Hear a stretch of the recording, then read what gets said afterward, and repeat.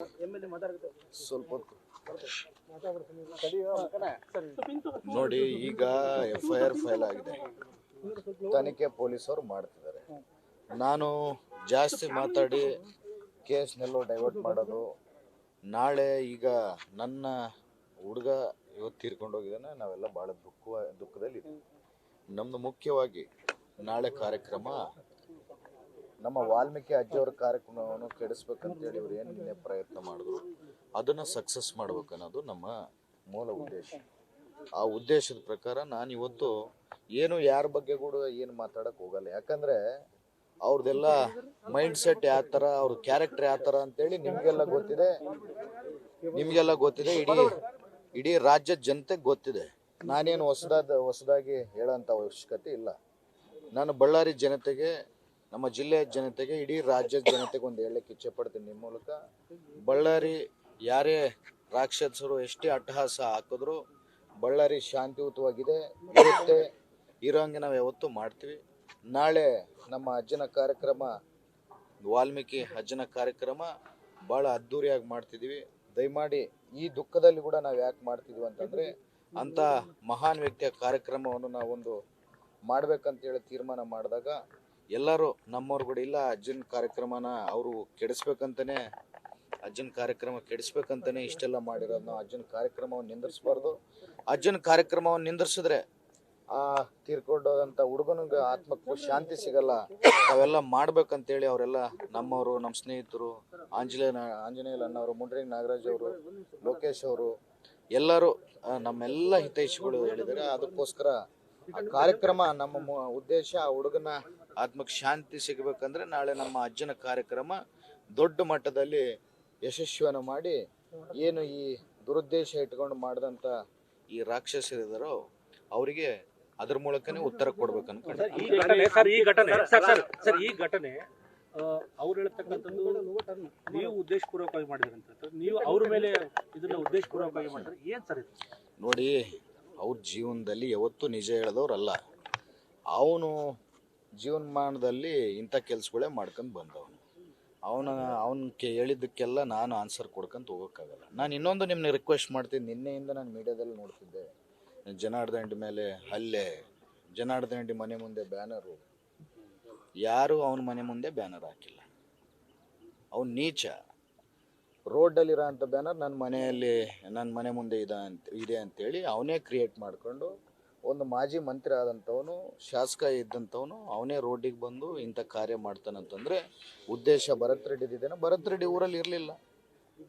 ಉದ್ದೇಶ ಭರತ್ ರೆಡ್ಡಿದೇನೋ, ಆ ನೀಚಂದಿದೇನೋ ಅಂತೇಳಿ ನೀವು ತಿಳ್ಕೊಬೇಕು. ಖಾಸಗಿ ಗನ್ಮೆನಿಂದ ಅಂದರೆ ಬುಲೆಟ್ ಹಾರಿದ್ದು ಸರ್ಕಾರಿ ಗನ್ಮೆನ್ ಅಲ್ಲ, ಖಾಸಗಿ ಗನ್ಮೆನಿಂದ ಬುಲೆಟ್ ಹಾರಿದೆ ಅಂತ ನೋಡಿ, ಪೊಲೀಸರು ಇಲ್ಲೇ ಇದ್ದಾರೆ, FIR ಫೈಲ್ ಆಗಿದೆ, ಎಲ್ಲವೂ ತನಿಖೆ ಆಗುತ್ತೆ. ಈಗ ನಾನು ತನಿಖೆಯನ್ನು ಮಾತಾಡಿ ಅದನ್ನ ಯಾಕೆ ನಾನು ಇದು ಮಾಡಬೇಕು, ಬೇರೆ ದಾರಿನ ತಪ್ಪಿಸ್ಬೇಕು? ಈಗ ನಾನೇನನ್ನು ಮಾತಾಡಿದ್ರೆ ಅವ್ರೇನಂತಾರೆ, ಈ ತನಿಖೆಯನ್ನು ದಾರಿ ತಪ್ಪಿಸ್ತಿದ್ದಾರೆ ಅಂತಾರೆ. ನಾನು ಯಾವುದಕ್ಕೂ ಲೀಗಲ್ ಇಶ್ಯೂಸ್ಗೆ ನಾನು ತಲೆ ಹಾಕಕ್ಕೆ ಹೋಗಲ್ಲ, ಒಂದು ಮಾತು ಮಾತಾಡಲ್ಲ. ನ್ಯಾಯ ಏನಿದೆ ಅವ್ನು ತೀರ್ಕೊಂಡಂಥವ್ರಿಗೆ ದೇವ್ರು ಕೊಡ್ತಾನೆ, ನ್ಯಾಯ ದೇವತೆ ಕೊಡ್ತಾನೆ. ಹೊರಗಡೆಯಿಂದ ಕೂಡ ಜನ ಬಂದಿದ್ರು, ತೆಲಂಗಾಣ, ಆಂಧ್ರದಿಂದ ಕೂಡ ಜನ ಬಂದಿದ್ರು ಬಳ್ಳಾರಿ ಗಲಾಟೆ ಟೈಮ್. ಎಲ್ಲಿ ಅಂದರೆ ನನಗೆ ಅರ್ಥ ಆಗಿಲ್ಲ. ಬಳ್ಳಾರಿಯವರು ಬಿಟ್ಟು ತೆಲಂಗಾಣ, ಆಂಧ್ರದಿಂದ ಕೂಡ ಇಲ್ಲಿ ಬಂದಿದ್ರು, ಅವ್ರು ಬಂದಿದ್ರು ಅನ್ನೋ ಒಂದು ಆರೋಪ ಇದೆ ಸರ್. ಅಂದ್ರೆ ನೀವು ಪೆಟ್ರೋಲ್ ಬಾಂಬ್ ಹಾಕ್ಬೇಕಂತ ನೋಡಿ, ಯಾವನೋ ಬೇರೆ ಊರಿಂದ ಬಂದು ನಮ್ಮ ಬಳ್ಳಾರಿನೇನು ಭಯ ಬೀಳ್ಸೋಕ್ಕೆ ಸಾಧ್ಯ ಇಲ್ಲ. ನಮ್ಮವರು ಧೈರ್ಯಸ್ಥರಿದ್ದಾರೆ, ಯಾರು ಎಂಥವ್ರು ಬಂದರೂ ಎದುರಿಸ್ಕೊಳ್ಳೋ ಶಕ್ತಿ ಇದೆ. ಅವರು ಹೇಡಿಗಳು ಬೇರೆ ಕಡೆಯಿಂದ ಯಾರನ್ನೂ ಕರ್ಕೊಂಬರ್ಬೋದು, ಆದರೆ ಬಳ್ಳಾರಿ ಜನತೆ ಇಂಥವಕ್ಕೆಲ್ಲ ಹೆದರವ್ರಲ್ಲ.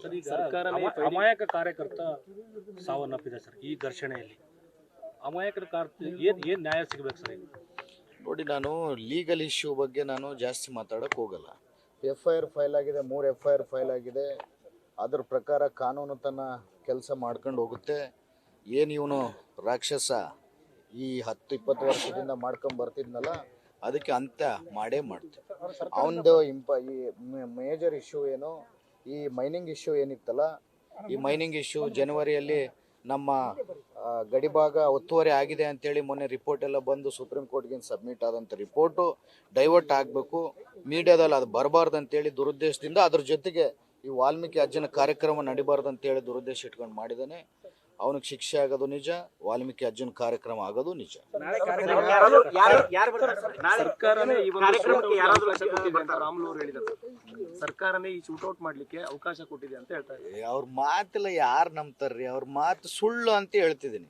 ಮತ್ತೆ ರಾಮುಲು ಈ ತರ ಕೇಳಿದಾನೆ, ಜನಾರ್ದನ್ ರೆಡ್ಡಿ ಸುಳ್ಳು ಅಂತೇಳಿ ಇಡೀ ಬಳ್ಳಾರಿ ಜಿಲ್ಲೆನೇ ಅವ್ರನ್ನ ಸುಳ್ಳು ಅಂದ್ಮೇಲೆ ಮತ್ತೆ ಅವರು ಈ ತರ ರಾಮುಲು ಹೇಳಿದಾನೆ. ಅವ್ರು ಸುಳ್ಳು ಹೇಳೋದ್ ಬಿಟ್ಟು ಏನ್ ಮಾಡಿದ್ದಾರೆ? ನಿನ್ನೆ ಗೃಹ ಸಚಿವರ ಜೊತೆ ಕೂಡ ತಾವು ಮಾತಾಡಿದ್ರಿ ಸರ್, ಕಾನೂನು ಸುವ್ಯವಸ್ಥೆ ಬಗ್ಗೆ ಏನ್ ಹೇಳಿದ್ರು ಸರ್? ನಾನು ಗೃಹ ಸಚಿವರ ಹತ್ರ ಮಾತಾಡ್ಲಿಲ್ಲ. ಮಾಹಿತಿ ಏನಾದ್ರು ಕೇಳಿದ್ರೆ ಸರ್, ಸಿಎಂ ಆಗ್ಲಿ DCM ಆಗ್ಲಿ? ಇಲ್ಲ, ಘಟನೆ DCM ಸಾಹೇಬರು ಮಾಡಿದ್ರು, ನಮ್ಮ ಎಲ್ಲ ಹೈಕಮಾಂಡ್ ಅವರು ಮಾಡಿದ್ರು. ಎಲ್ಲರೂ ನೀನೇನು ನೋಡಪ್ಪ ಇವತ್ತು ಒಳ್ಳೆ ಎದಕ್ಕೆ ತಲೆ ಕೆಡಿಸ್ಕೊಬೇಡ, ನಾವೆಲ್ಲ ನಿಮ್ಮ ಜೊತೆಗಿದ್ದೀವಿ, ನ್ಯಾಯ ನಿಮ್ಮ ಜೊತೆಗಿದೆ ಅಂತ ಹೇಳಿ. ಸರ್ಕಾರದಿಂದ ಪರಿಹಾರ ಕೊಡೋ ಬಗ್ಗೆ ಪರಿಹಾರ ಕೊಡೋ ಬಗ್ಗೆ ಸರ್ಕಾರದಿಂದ ಇರುತ್ತೆ, ನನ್ನ ಕಡೆಯಿಂದ ಇರುತ್ತೆ. ದಯಮಾಡಿ ಇವತ್ತು ಕ್ರಿಮೇಷನ್ ಆಗಲಿ, ನಾಳೆ ಅಜ್ಜನ ಕಾರ್ಯಕ್ರಮ ಆದ್ಮೇಲೆ ಮಾತಾಡ್ತೀವಿ.